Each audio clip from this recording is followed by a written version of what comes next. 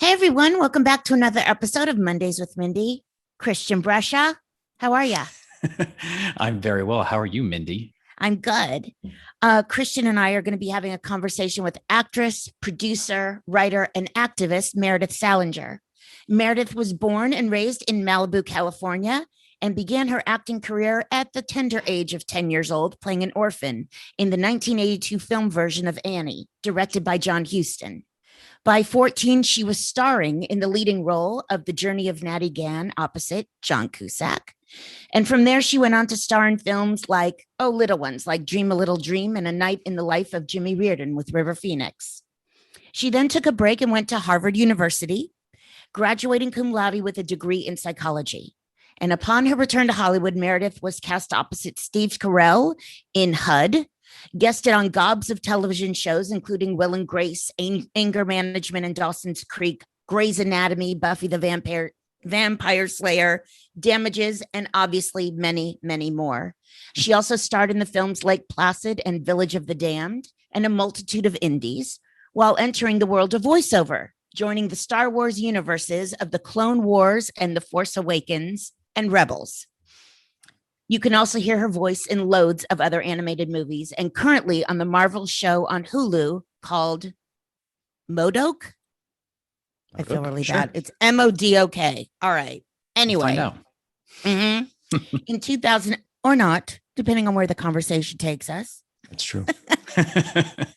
In 2009, Meredith went back to school, this time Pepperdine, for a certificate in mediation for dispute resolution. She is on the leadership committee for Vote Mama, a PAC that supports Democratic moms. She's an advisor to two tech companies, Search Kibble and Verbal. Apparently, we're supposed to be on there on some way with our podcast, by the way. Kiddo, we got to look into that. And is writing and producing two shows with her writing partner, Matt Boren. She also produces and hosts a podcast with her husband called Did You Get My Text, which has just dropped. And Meredith lives with her husband, that amazing guy who I know and love, comedian Patton Oswalt, and their daughter, Alice, in Los Angeles. Amazing. I'm very excited to meet her. Shall we bring her in? Yeah, why not? Ladies and gentlemen, welcome to the show. Meredith Salenger. Hello, Meredith. Hello. Welcome. Nice to see you guys. It's nice to see you. Nice to have you on. I'm so happy to be here. Oh, good. We start each episode digging into our jar with just five out of 20 random questions that Christian and I have sort of, thrown together. Try to get to know you a little better. So, Meredith, who is the most fascinating person you've met?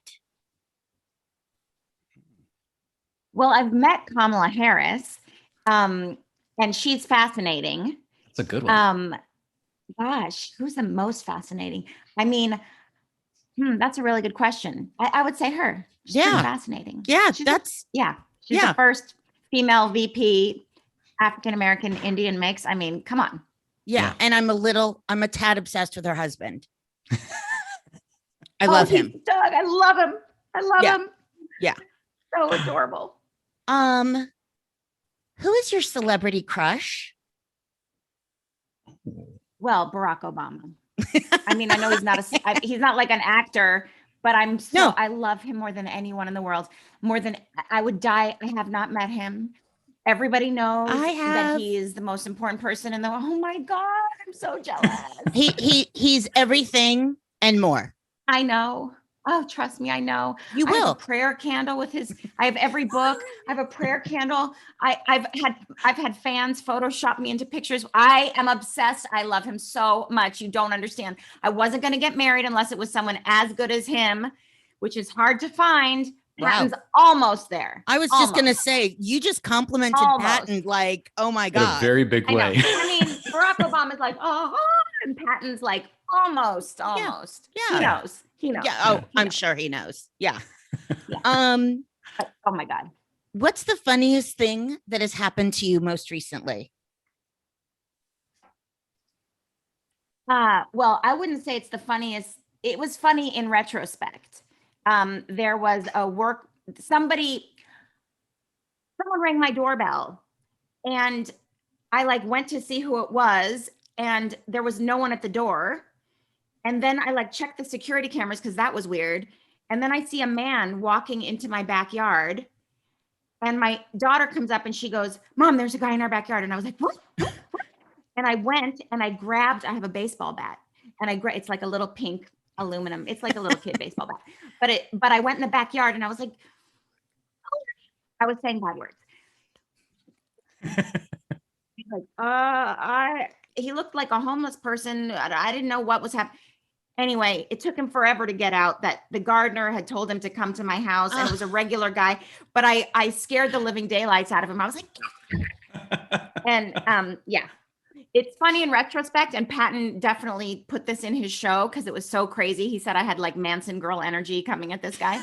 That's fantastic. I think it would have been hilarious to watch, like in retrospect, what you were doing. Yeah, it was crazy. I was a mad woman. And I actually went out the door and I said to Patton, I was like, you stay here. And I shut the door behind me like I was going to protect everybody in the house. I said to him and Alice, you guys stay here, shut the door.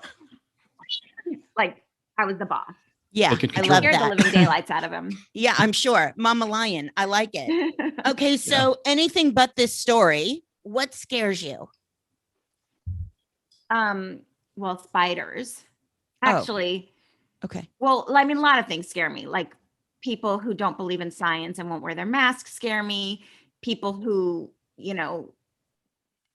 don't listen to rules and want to, be insurrectionists scare me. They scare me the most. I'm terrified. Mm-hmm. But yes, the funnier answer is spiders. And I actually did a movie where I had to scream. I did a movie with John Carpenter, and I had to like turn and see something scary, and I had to go like and scream. But as me, I turned and went, I like gasped, and he's like, that's not a scream. I need you to scream. I'm like, I don't scream.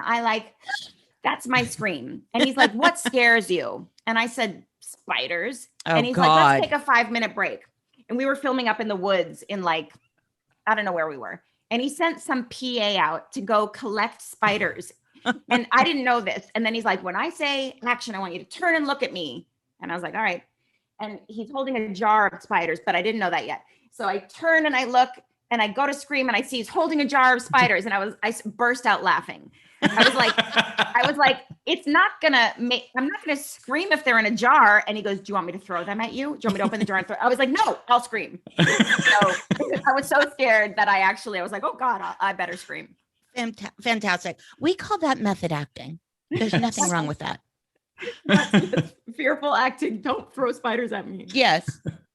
All right. Mare, what is your favorite place to travel to and why? Barcelona. Mm-hmm. Have you been? Okay. No. Oh, Yes. Oh, the architecture, the people, the food, that you can walk along the streets at night and you just pass by the coolest. There's beautiful buildings and hotels and houses and everything like that. But Gaudi, who's an amazing architect, Yes. not just the Right. Sagrada Familia, not just that. There's other little houses. There's little places. You just walk and there's art everywhere. And the people are so free. And it's kind of, I grew up in Malibu. So I'm a flip-flop wearing kind of flowy skirt, jeans and t-shirt kind of girl, like very casual. I'm not stylish. I'm not New York or Paris. That's not true. It is. I'm Old Navy is my favorite brand. My point is Barcelona has that like very easygoing energy, and it's beautiful and it's free and it's just awesome. And I love it. I want to go back there so badly. And so I have to ask, how's the food? Amazing. I net paella. Are you kidding me? Everything. The croissant, not croissants. There's like little, pastries, bready kind of things. Pastries. Everything. The orange juice. I can't even talk about it. Okay. Okay. I will. Christians, you've been, right? I have. Yeah. Yeah. I was there briefly. I spent a little bit more time in Madrid, but I love Spain in general. It's such a beautiful country. Like you said, the food it's hard to find something you wouldn't enjoy. Yeah. Frankly. It's so good. Okay. Everything you Good eat to is know. delicious. And Good the to markets there are so interesting, and they have like exotic animals, which they shouldn't be, the exotic, that's not okay, but it's interesting. Okay. Yeah. Yeah. It's not okay, but I was like, wow, look at that little monkey. But no, don't buy a monkey. Oh, Okay, so I am now tacking into our like creative process. Like, let's talk creatives to creatives. This is like what, Mondays with Mindy is all about. Um, I am I am such a huge fan of yours for so many reasons. Yes, you're a talented actor, but why I'm really a fan is because you are so relatable to me personally. We both went back to school, we both got graduate degrees, we both are self-claimed very proud actors, and yet we have tried to just keep the momentum of a career and a creative life going in very different ways. And so I just really respect your game. And what I mean by that is the way that you are able, seemingly with your writing and producing partner now, Matt, like creating your own content, helming your own ship when you can, saying yes to jobs that come, whether they are theatrical or voiceover, just always in the yes mode, which pretty as much. an actor or a creative in general, I just think you have to be if you're a lifer, and you seem like a lifer. Well, thank you for saying that. And yes, that is true. And I would say more recently, all these wonderful extra different kinds of parts of my life happened kind of like at the beginning, like a few months prior to coronavirus. I've always just been an actress. School is very important to me. Academics are incredibly important to me. So you and I both went to the exact same high school. We went to Westlake School for Girls, which is the greatest ever, best experience of my life. Agreed. Mine too. So amazing. And we'll talk about that in a second. But I was always just an actress. Like I'd do a movie, and when I wasn't doing a movie, I'd be in school. But I was always working somehow as an actress. And then I took off 4 years to go to college. And then as soon as I got back from college, I started up acting again. And for fun, I would write, and I write poetry on my own. And a friend of mine, a very creative friend of mine, who is now my writing and producing partner, Matt Boren, we had come up with these great ideas, but then it's like a friend of mine wrote a song called Like a Feather. Her name's Nika Costa. And the idea of this song is if you just put out your hand and let things float down to you, it's like a feather and it just lands and things come to you like that. If you like reach at them, like the feather's going to fly away. It's an interesting idea. And that's never really happened. Well, it's kind of happened to me before, but this year, the idea of writing a show, my partner and I wrote a sitcom and an animated show. We sold them both at the very beginning of coronavirus, and we're in pre-production working on those now. And those just I am for hire. I'm just going to solicit myself blatantly. Well, girl, and oh my out loud. God. Thanks. Okay, fine. Yes, please. How about that? And then so that happened, and then I got very politically active. I've been very politically active. Yes, prior to Barack Obama becoming president, prior to that, but very much so during this horrific time that we've had for the last 4 years. And I spent so much time trying very hard to get people elected and to bring awareness to certain issues. And I joined the leadership council of this amazing PAC called Vote Mama, which wants to get Democratic women elected up and down the ballot, from school board to president to whatever. Right. And that's been really important to me. And all these things this year just sort of like fell in my lap. And yes, I said yes, because everything was so important to me. Everything, like every single thing just mattered so much. And I think because I recently got married. Yes. It's been 3.5 years. And so this last year, I think being married to Patton, he's so supportive and loving. He is also such a doer. So oh my God, how can you live with a doer and not kind of and not do it? Sit still. Yeah. Right. But I think having him be this incredibly supportive, loving person, I felt very safe to explore these other things. It wasn't like, well, I'm just an actress, I'm just going to wait for my next job. Yeah. Although there was a time when, like in 2009, I remember I hadn't worked for like 6 months, and I'm from a very academic family, and my parents are sort of like, same. You're not working. What are you going to do? Like, not that there's anything wrong with being a waitress, but you're a smart girl and you should have another career. You can't just sit around. And so I went, there's the Strauss Institute of Dispute Resolution at Pepperdine Law School to get my degree, my certificate in mediation. I did that in 2009. Yeah. And it was so inspiring and amazing I love doing that. I'm like a mediator anyway, like even in my family. I'm like, Right. Don't let me help you. So it was just natural to me. Can I interrupt you for a second? Because Please, I'd I'll like just to have keep a talking. well, no, please. I mean, hello. That's the point. Yeah. And I don't want to hear me, and Christian's heard me, for 25 years. So he's had enough. But I do want to say there is something about this in the waiting. I try and explain this to my, I have very Tony friends that are very high powered in all kinds of lands. And sometimes it's very hard for them to understand, especially someone like me, who's an Oz. I'm behind the curtain making things happen for other people. Why I can't seem to do that for myself as an actor. And I said, it's so interesting. This is where psychological and emotional health comes into play, kiddos, because as an actor, yes, I am in the waiting. In other words, it's the only career I know of that it is subjective, and you have to wait to get the opportunities to do it. For the most part, you can create your own content, yes, but I'm saying you can create your own content. Doesn't necessarily mean you'll be able to star in your own content. So right, we'll see. Exactly.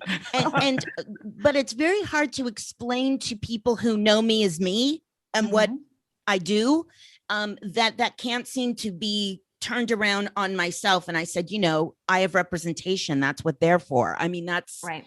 And I love that you're frustrated for me, but I wanted to know your coping mechanism. I mean, it sounds to me like you go back to school or you do a deep dive into a passion of yours to keep yourself sane. Am I correct? You are correct. Well, I only went back to school that one time, right, to get my certificate. And then I actually did mediate a bunch of cases throughout Los Angeles. I did about 200 cases. Oh, wow. Fantastic. The Superior Court downtown and the Beverly Hills Courthouse, the Van Nuys Courthouse, the Santa Monica Courthouse. But then I got a series and it went for 80 episodes. So I stopped mediating. Anyway, that's another story. But yes. Well, sometimes during the downtime, I'd get super into something. When I'm interested in something, I do the deep dive. There was a time when Kabbalah was definitely something I was like, this is interesting. And then after like 3 years, I was like, what's happening here? Yes, I will do. If I'm passionate about something, I want to know everything about it, every single thing. But yes, as an actress, are you kidding me? There are so many times when you just get depressed. I mean, you just are alone and you don't have a job. And then, you have a very professional family who do professional jobs. And they're sort of like, why are you sitting on your butt? You have to be doing something. And I'm like, what am I supposed to be doing? Yeah. Auditions are here and there. And if you get it, you get it. And if you don't, you don't. And until you get it, you don't. Right. Yeah. And it's very hard. And like, I think there was a time I had a college reunion and I was sort of in that place of, I hadn't done a show in a really long time and I was single and I was like, well, I'm not going to go to my high school reunion. College reunion. They're going to all be married and have kids and have jobs. And, they're head of Goldman Sachs and they're head of pediatrics at Mass General. And I'm just an actress. And the one thing I loved about going to Harvard was that I was able to at least say to other people, well, I'm not a dumb actress. At least I'm not just a dumb actress sitting around.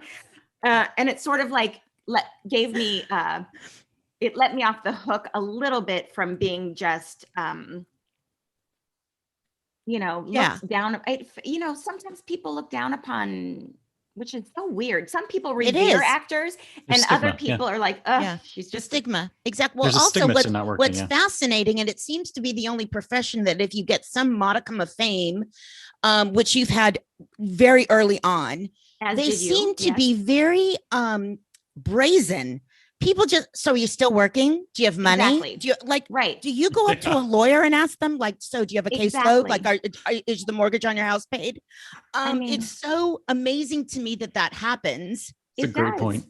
And if you ever decide to change your career, I remember, my dad's a dentist, but I think at one point, I could be completely wrong. He looked at architecture and I'm just thinking to myself,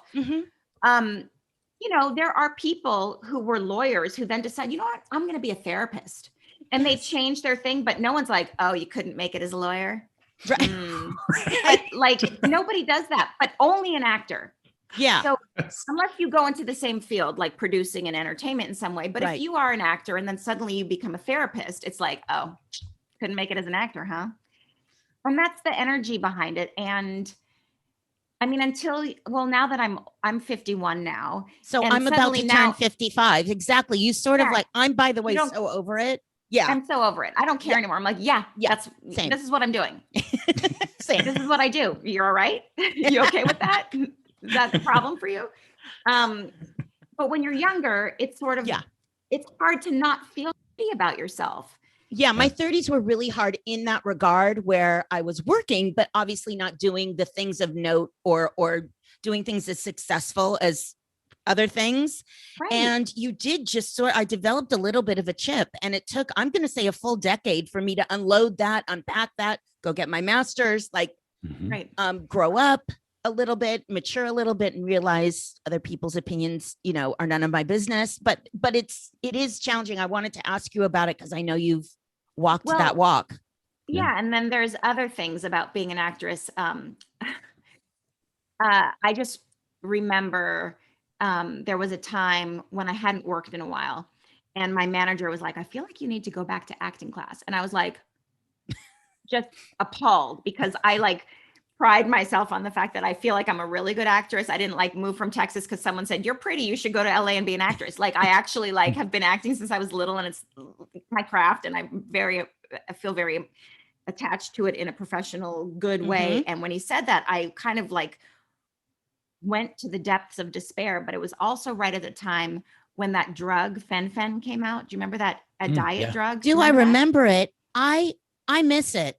Yeah, me too. Anyway, I had a very good relationship with that for about 8 months. Let me just tell you. Oh, me too. And I got so skinny, and I looked so ditto. amazing. And when I tell you, I booked every single job, series after series, like That'll give you a complex. Yeah. And then my manager was like, I told you, go to acting class. I was like, listen, mother, I did not go to acting class. I took diet.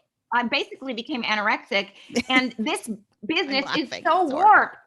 Yeah. Yeah. That's how warped the business was. Like suddenly I was just so thin. Yeah. And booked everything. Yeah. Which is, And then when I got older, I was sort of like, you know what? I don't mind being the fat friend. I don't mind being the chubby. Meredith, please. Well, it did happen. There were times.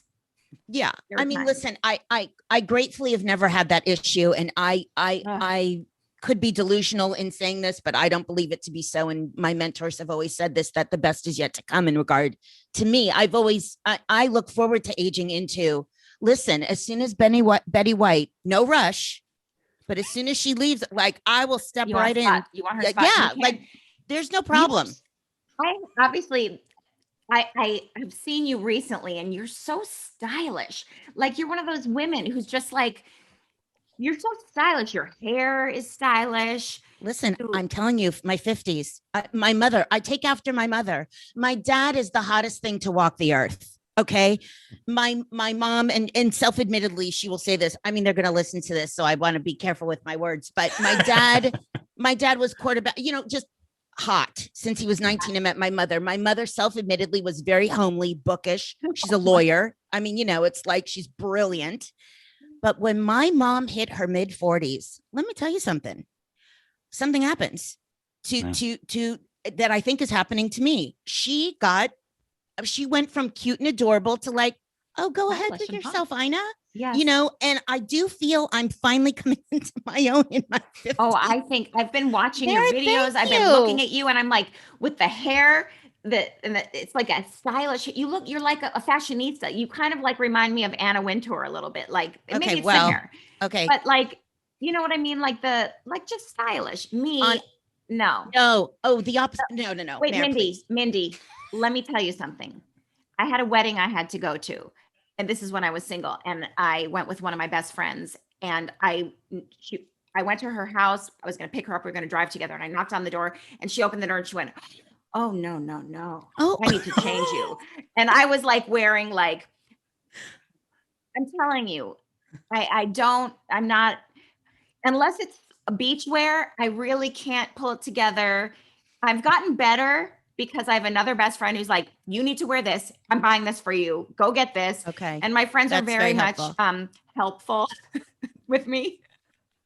Okay, well, so the But good yeah. news of me is most of my very close friends, or a lot of them, are in the fashion industry, and so I grew up See, that's why. with it. But still, I am not, Michael don't think Kors you are. size. I always call out Michael Kors because his plus size clothes are disgusting because they're just a big block of fabric. How dare you put a dart in? God damn it. Anyway, sorry. That's my little rant for plus sizing expensive designer clothes. It always pisses me off. Like their sizes from 2 to 12 are gorgeous and darted and pleated, and then the plus size is just a swath of fabric. Like, I get so resentful. I get so pissed. Okay, anyway, we tangential trudied onto fashion, but I think this whole sense of appearance, I think it's just what happens. As you get older, you're is like, that I'm good. I'm very comfortable in my skin, more comfortable in my skin. I think Christian can attest. Oh, me too. Totally. Walked me Now through that- those 30s and 40s. Yeah. I mean,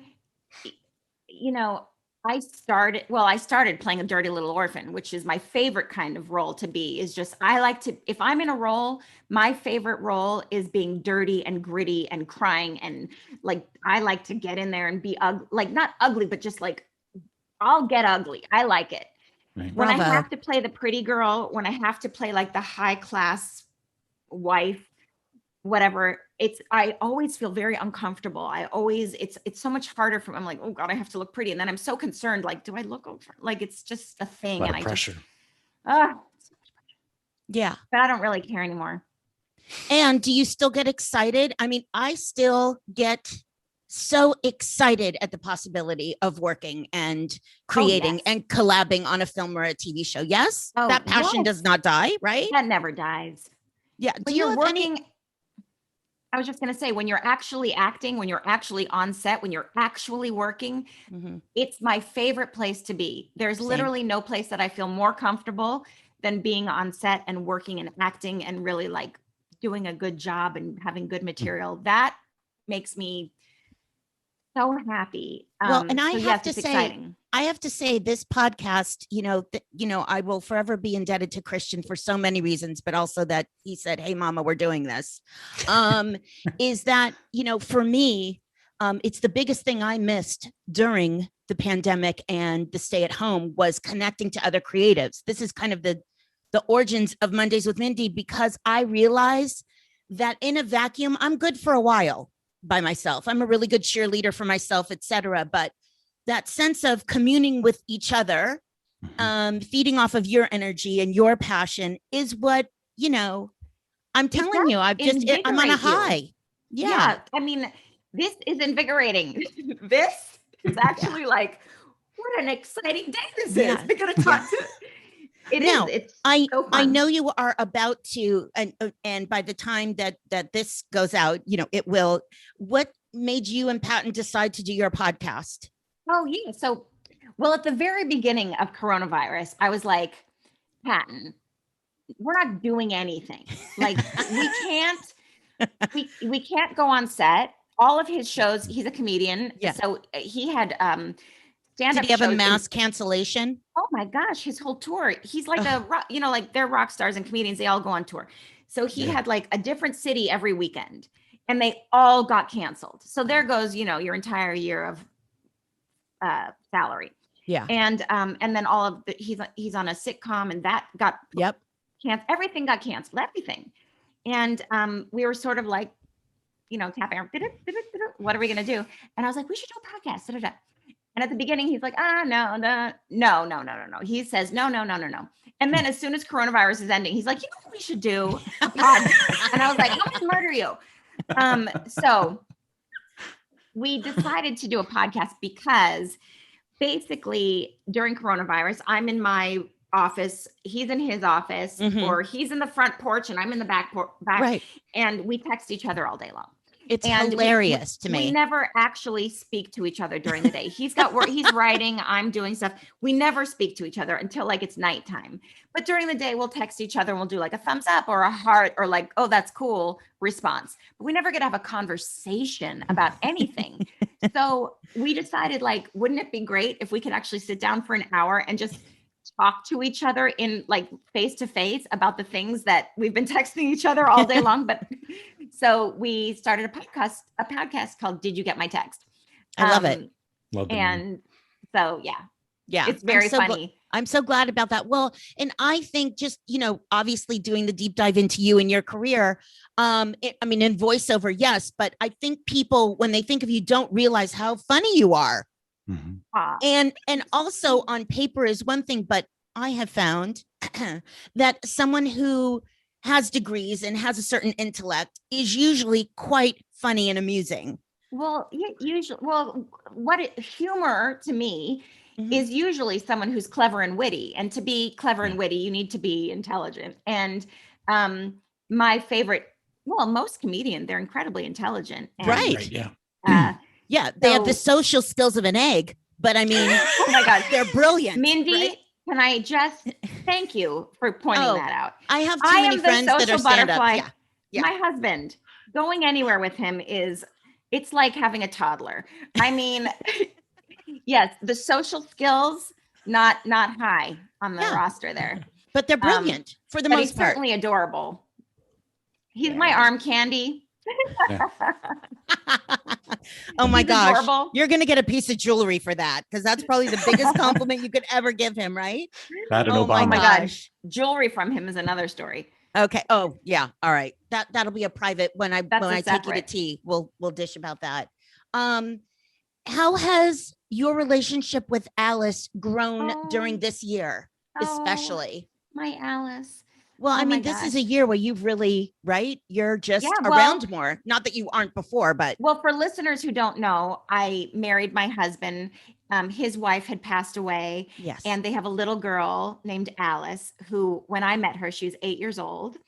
And literally, like, I don't know if you've been to the American Girl doll store ever, but you can like buy a doll to your specifications. Like you can make her look like you.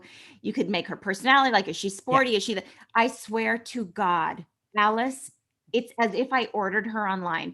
She is exactly the right amount of mischievousness, the right amount of cuddly, the right thoughtful, the right caring. Like she's everything.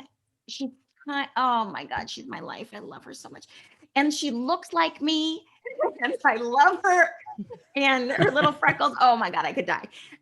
Anyway, so she's my whole heart. I mean, I really think that she is the one who sealed the deal for me to marry Patton. Like when I met her, I was like, Yeah. I can't. Yeah. I'll start crying. Yeah, this is I will additive. start crying. But has this year kind of did it change your relationship with her that did you homeschool her, for instance? Well, yes, she was home. Right.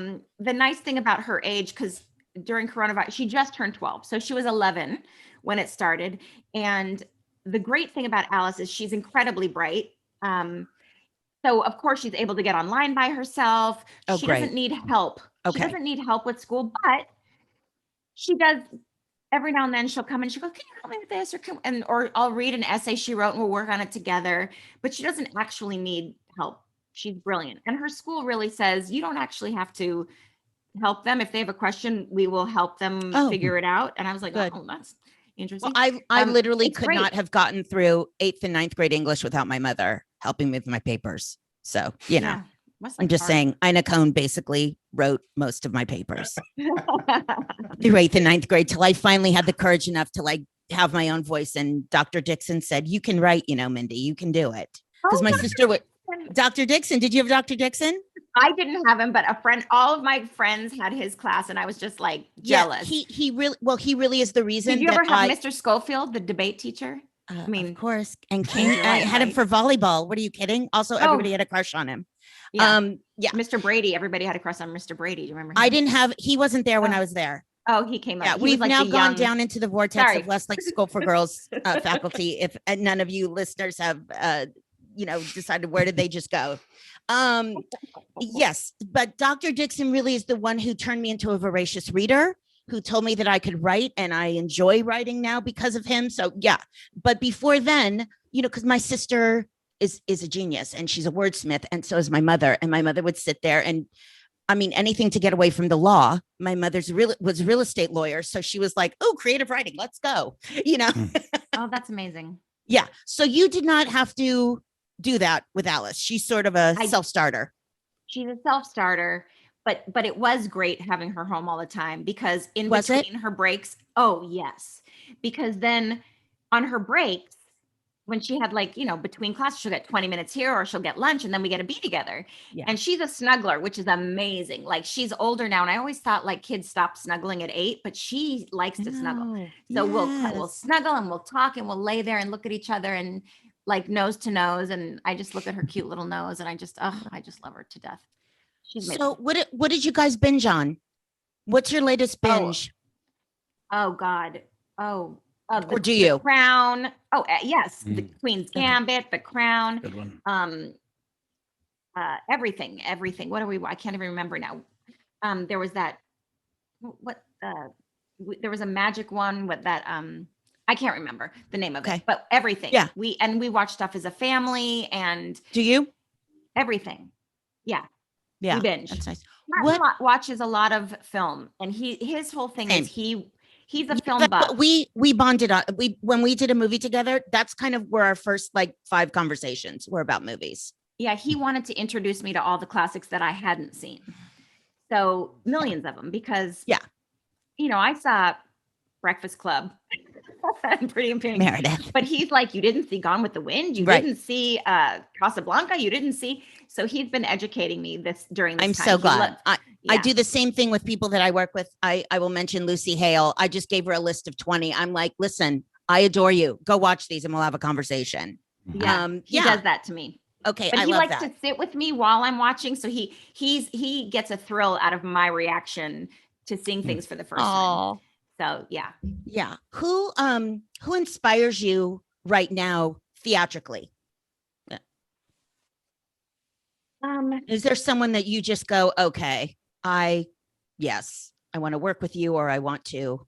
Well, I mean, there's people that I always look at, like Diane Wiest has always been one of my favorites, and Jean Smart is always my favorite, and Margot Martindale is always my favorite, and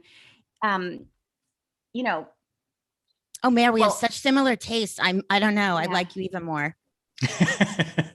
And then, there's obviously Kate Blanchett is brilliant, and there's so many. So many. Mm-hmm. Yeah. And who, outside, so we know Kamala, but who else are you just the bee's knees? Like, I am a Stacey Adams. Like, it might be, it might make her a little uncomfortable if I met her. Stacey Abrams. Right? Stacey Like, Abrams. I actually might, I think I might make her uncomfortable. Oh, I love her so much. Raphael Warnock. I mean, come on. And there's so many. I mean, Amy Klobuchar, Elizabeth Warren, all of them. Every single Democrat who ran. We have such a good group of people who actually care. It's really wonderful. And let's, I'm very lucky that I get to be part of so many political Zooms, and I've been able to actually be on Zooms with these people in the Zoom where it happens. With all of these people, it's been like small groups of people. I'm on the Biden task force to get the word out about some things. And so all of our, Katie Porter. Mm. Do you know who she is? She's a Of course. Do I know? Of course. I not only know she with her. is. I understand. She and Stacey Abrams, the two of them are like, without them. I just feel like every state needs a Stacey Abrams. I know. Yeah. We just need to find ours, and every other state needs to find theirs. 100%. Yeah. Well, Mayor, I want to thank you so much. We don't have it on the books, but we already said yes to a tea date. Yes. It's just ridiculous. We have traveled in concentric circles for the last 30 years. You just so you know, I've been a fan of yours forever. And Well, it's true. And I'm so grateful to be on your show. And I think you're so cute and now so stylish and gorgeous. It's just so crazy. You're just awesome. God. And these Thank are really you. fun. Thank you. Well, I am just, Christian and I both are just so grateful that you said yes and Thank you. graced us with your presence for this episode. Yeah. Yeah. And I'll see you Thank soon. Absolutely. Ladies and gentlemen, one more time, a big thank you to Meredith Salenger. This episode of Mondays with Mindy is brought to you in part by our sponsors, Beekman 1802 and the cocktail party, Love Mary. Beekman 1802 is a clean and cruelty-free beauty company founded on a goat farm in upstate New York. We craft a range of products from goat milk soaps and body care to clean and clinically proven skincare, all safe for sensitive skin. Visit beekman1802.com or mondayswithmindy.com and discover why more than 1 million neighbors have joined our community. Tired of cooking? Love fancy hors d'oeuvres but don't have any idea how to prepare? Look no further. The cocktail party, Love Mary, is here. For 15 years, New York's caterer to the stars and our pal Mary Giuliani has served her deliciously whimsical hors d'oeuvres to the best names in art, fashion, and entertainment. Now she's put them all in an adorable little box to send from her heart to your home. As Mary says, all you have to do is turn on your oven, pour yourself a drink, and enjoy more time with your guests. She'll take care of the rest. Go to marygiuliani.com or mondayswithmindy.com for more information and to order yours today.